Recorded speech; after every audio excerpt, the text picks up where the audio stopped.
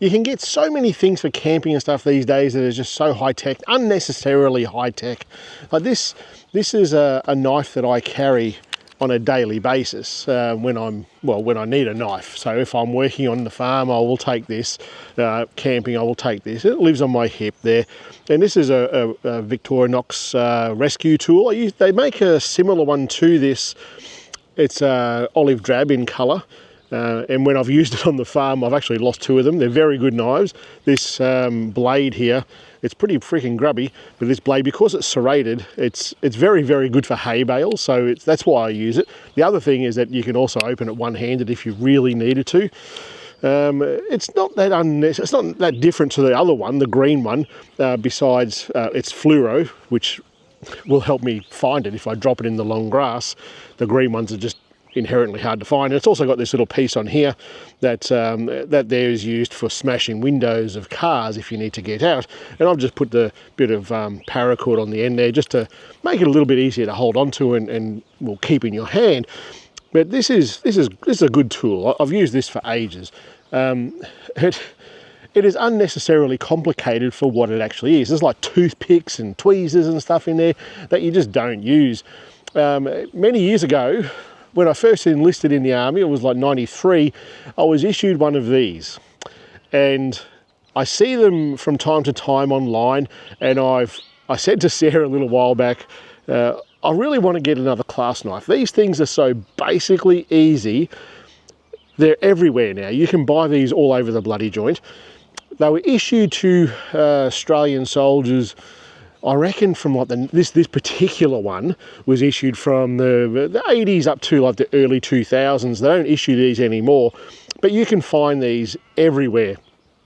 It is such a basic knife. This is exactly the same as the one that I was issued when I joined, and look, there's nothing that goes wrong with these things. This knife in particular, I'll show you here, it's got all these different markings on here. It's got the crow's foot, like the Australian government crow's foot there. It's got the NATO number across the top, and it's got the company name that makes it, Shellum, and the date that it was made. This one here is later than the time that I was in. This one here was made in 2001.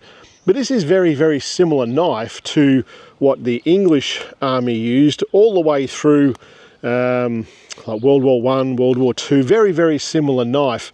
They haven't changed that much at all. It's got a few things on it. It's got what we used to refer to as a pig sticker, but I don't know anyone who's ever stuck a pig with it. What this is actually a spike for undoing, well, you know how the saying goes, if you can't tie knots, tie lots. This is when you tie lots and you need to undo that knot. This is really good for getting into really heavy-duty knots that you just can't undo. This will help you get them undone. It's actually very effective for that.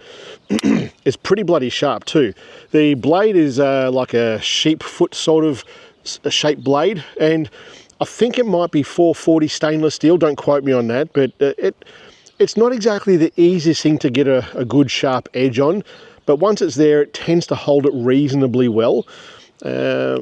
Close that over there. And it's also got a can opener here. In a stretch, you can use this as a bottle opener, and it's got like a flat tip screwdriver bit on the top here. And in the turret of the 113 that I used to use, in the 50 cal machine gun, if you're putting a lot of rounds down range, you end up with a lot of carbon build up around the barrel.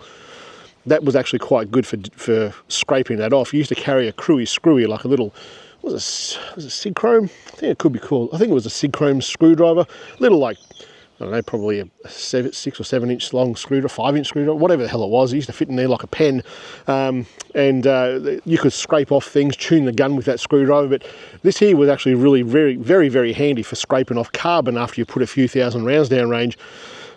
On the blade itself, there's a couple of markings here. One is Shellum and the company name here, and on the other side here, it's got stainless steel Japan, as in where it was made, and a little lanyard hook there to tie this on.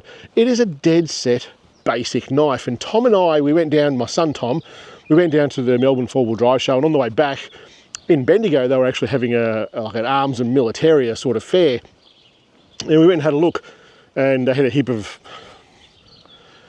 heap of junk, heap of cool things, heap of guns, and a heap of these. And I got this for like 55 bucks, and it is a legit issue to the Aussie Army. Now, like I said earlier in the piece here, this is very, very similar to, actually, I would say it's probably the same as what the English were issued in World War I, II, and all the way up until like the 50s, around the 50s, early 50s, the shape changed to what you see here, and it didn't change again. I think Shellham did actually make these for the civvies as well, and it looks basically the same, but just won't have the details that you see there. So anyone who's watching this that's ex-Aussie Army as well, you know, you've seen these things before. If you're the same sort of vintage that I am, you've seen these before. And if you don't still have yours, think about this, like how useful these were to you back then.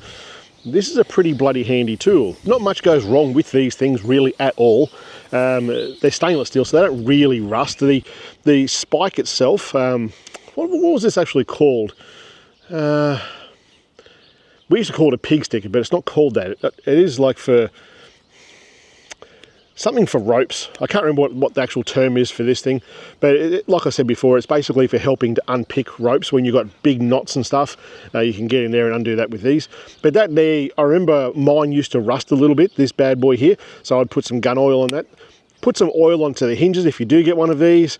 These things will last you forever and a day. They're a bloody good bit of kit to have, and when you compare it to something, this Victorinox one here, it's so much thinner. Like, you can put this in your pocket and you won't even know it's there.